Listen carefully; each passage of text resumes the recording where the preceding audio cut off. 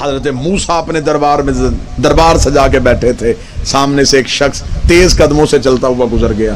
حضرت موسیٰ نے قریب بیٹھے صحابی سے کہا یہ تیز قدموں سے گیا ہے، اس کی موت اسے بلا رہی۔ مجھے بات یاد آ گئی، اس وسیع دسترخوان کو دیکھ، بسم اللہ، اس وسیع دسترخوان کو دیکھ کے مجھے بات یاد آ گئی۔ میں یہاں پہ بات سنا، حضرت موسیٰ نے کہا یہ جو شخص تیز تیز جا رہا ہے نا، اس کی موت اسے بلا رہا ہے۔ اس کا مولا مطلب، مولا نے فرمایا یہ آج رات مر جائے گا، اللہ کے دیے ہوئے علم کے مطابق آج اس کی موت ہے۔ وہ جو جس شخص نے سنا اس کے اس بندے سے تعلقات اچھے تھے، وہ حضرت موسیٰ کی بارگاہ سے اٹھا اور سیدھا اس بندے کے گھر چلا گیا۔ اس نے جا کے دروازے پہ دستک دی، اندر سے وہ شخص نکلا، اس نے کہا آج تو حضرت موسیٰ کے دربار کے باہر سے گزرا تھا تو حضرت موسیٰ کی بارگاہ میں بھی بیٹھا تھا، تو حضرت موسیٰ نے تجھے دیکھ کے کہا تھا کہ تجھے تیری موت بلا رہی ہے، اور میں تجھے بتانے آیا ہوں وہ جو کہہ دیتا ہے وہ ہو جاتا ہے۔ وہ اللہ کا نبی ہے، اس کی زبان سچی ہے، لہٰذا اگر تو نے کسی سے کچھ لینا ہے، کسی کو کچھ دینا ہے، تو تو اپنے امور زندگی نمٹا لے، تو نے آج رات مر جانا ہے۔ موت اس نے سر پہ دیکھی، گھبرایا نہیں، پریشان نہیں ہوا۔ اس نے کہا تیرا بڑا شکریہ کہ تو نے مجھے یہ اطلاع دی۔ فوراً اسے اپنے نوکروں کو بلایا، اس نے کہا جنس کی صورتحال کیا ہے، کتنی اجناس میرے پاس پڑی ہے؟ اس نے کہا جی تعداد میں کافی ہے۔ اس نے کہا ساری نکالو اور بانٹ دو، میں دنیا سے خالی جانا چاہتا ہوں۔ اس نے کہا جی پھر اولاد کا کیا ہوگا؟ اس نے کہا جس نے مجھے دیا ہے تو اولاد کو بھی، میری کمائی ہوئی دولت کو اولاد حرام خرچ کرے، حساب مجھے کیوں دینا پڑے؟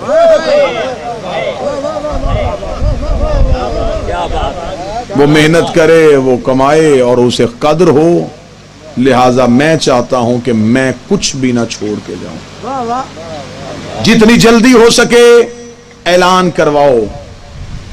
انہوں نے کہا کئی راتیں لگ جائیں گی بانٹنے میں، اتنا موجود ہے۔ اس نے کہا میری آنکھوں کے سامنے بانٹنا شروع کرو، جاتا جاتا یہ تو دیکھ لوں کہ میں بھی بانٹا کرتا تھا۔ بٹنا شروع ہو گیا، دسترخوان ایسے ہی سج گئے، اعلان ہو گیا جس جس کو جس جس چیز کی ضرورت ہے وہ آ جائے۔ وہ خود دسترخوان پہ بیٹھ گیا، لوگ آ رہے ہیں، کھا رہے ہیں، لے کے جا رہے ہیں۔ وہ جس شخص نے اطلاع دی کہ تو نے مرنا ہے، وہ بھی دسترخوان کے کونے پہ بیٹھا ہوا۔ اس نے دیکھا کہ اب بھی تھوڑی دیر کے بعد یہ گرے گا اور مر جائے۔ وہ بیٹھا دیکھتا رہا، وہ بانٹتا رہا، وہ دیکھتا رہا، وہ بانٹتا رہا۔ آپ چپ رہیں یا بول پڑیں، رات گزر گئی، وہ بانٹتا رہا۔ رات گزر گئی، صبح کا سورج طلوع ہو گیا۔ اس نے کہا شاید خبر تو موسیٰ کی سچی تھی، تھوڑی دیر بعد موت آئے۔ اگلا دن پورا گزر گیا، وہ بانٹتا رہا۔ اگلی شام ہونے والی تھی، یا وہ صحابی حضرت موسیٰ کے پاس گیا۔ اس نے جا کے حضرت موسیٰ سے کہا اے اللہ کا نبی، تو کلیم اللہ ہے، تیری گفتگو پہ شک نہیں، تیری زبان سے ہمیشہ میں نے سچ سنا ہے، لیکن اے اللہ کا نبی آپ نے کل کہا تھا وہ مر جائے گا اور رات مرے گا۔ پوری رات گزر گئی، وہ بندہ نہیں مرا۔ اگلا دن گزر گیا، وہ بندہ نہیں مرا۔ اگلی رات آنے والی ہے۔ حضرت موسیٰ نے صحابی کا ہاتھ تھاما، کوہ طور پہ گئے، تیز قدموں سے چلتے ہوئے موسیٰ نے صحابی کو وہیں پہ روکا۔ کوہ طور پہ جا کے حضرت موسیٰ نے سر سے اپنی پگڑی کو اتارا اور دیکھے گا میرے اللہ تیرے دیے ہوئے علم کے مطابق تو میں لوگوں کو بتاتا ہوں، تیرے دیے ہوئے علم کے مطابق تو اس نے مر جانا تھا، اور رات گزر گئی ہے، دن گزر گیا ہے، وہ بندہ کیوں نہیں مرا؟ آواز ہے موسیٰ دھیمے لہجے میں بات کر، ہمیں اس کا کاروبار ہی بڑا پسند آ گیا ہے۔ اب خدا نے پروگرام بدل دیا ہے، اب خدا چاہتا ہے میں اسے دیتا رہوں، یہ میری مخلوق کو مارتا ہے۔ بسم اللہ۔ موت آ چکی تھی، موت کھڑی تھی، لیکن ٹل گئی۔ ایک شخص نے میرے مولا سے پوچھا تھا, اسے کہا مولا ہمیشہ امیر رہنے کا کوئی وظیفہ بتا دو, ہمیشہ امیر رہوں, غریبی نہ آئے. جو اچھا پہننا شروع کر دیتا ہے اس سے پھر ہلکا پہنا نہیں جاتا, جو بہتر کھاتا ہے اس سے پھر ہلکا کھایا نہیں جاتا. اسے کہا مولا میں چاہتا ہوں میں ہمیشہ امیر رہوں. مولا کہتے میں تجھے ایسا وظیفہ نہ بتاؤں تیری 7 نسلیں امیر رہیں. اسے کہا مولا وہ کیا؟ امام نے فرمایا اپنے دسترخوان کو وسیع کر دے, دسترخوان کو بڑھا دے. مولا نے فرمایا دنیا کی دولت پانی ہے, اسے بہتا رہنے دو, اسے بہاؤ گے یہ اور آئے گی, روکو گے تو جیسے پانی سے بدبو آتی ہے ویسے وہ دولت بھی بدبو پیدا کر دے گی. درود سارے حضرات مل کے بابا سے بلند پڑھیں گے, اللہم صلی علی محمد. مولا امیر المومنین فرماتے اللہ سے جب بھی مانگنا رزق مانگنا, دولت نہ مانگنا.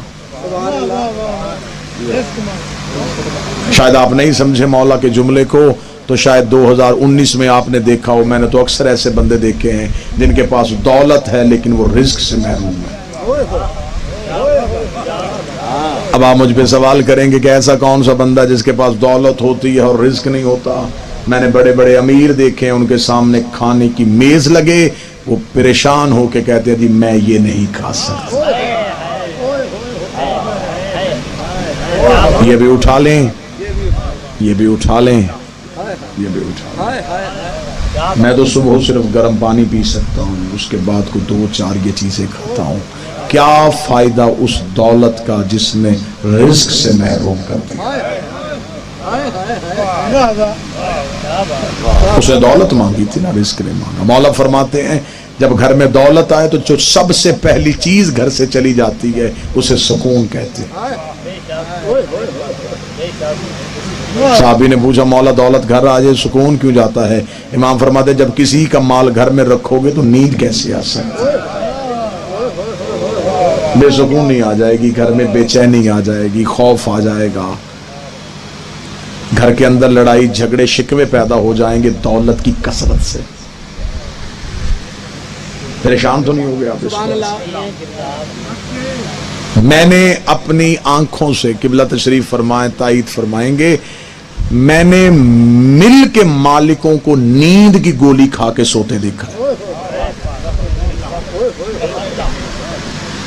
فیکٹری میں ہزاروں لوگ مشقت کر رہے ہیں, ملازمین کی تعداد انگلیوں میں گنی نہیں جا رہی,